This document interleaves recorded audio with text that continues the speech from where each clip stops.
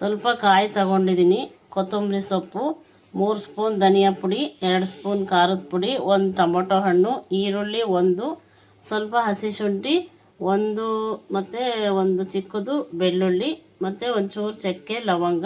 ಇದಿಷ್ಟು ಖಾರ ರುಬ್ಕೊಳ್ಳೋಕ್ಕೆ ತಗೊಂಡು ಒಗ್ಗರಣೆಗೆ ಈರುಳ್ಳಿ, ಟೊಮೊಟೊ ಮತ್ತು ಕರಿಬೇವಿನ ಸೊಪ್ಪು.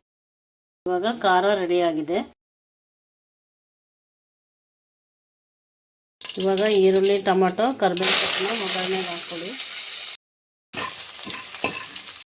ಇವಾಗ ಹುರುಳಿಕಾಳು ಹಾಕ್ಕೊಳ್ಳಿ, ಮೊಳಕೆ ಬಂದಿರೋದು. ಮಿಕ್ಸ್ ಮಾಡಿ ಚೆನ್ನಾಗಿ ಒಗ್ಗರಣೆಗೆ.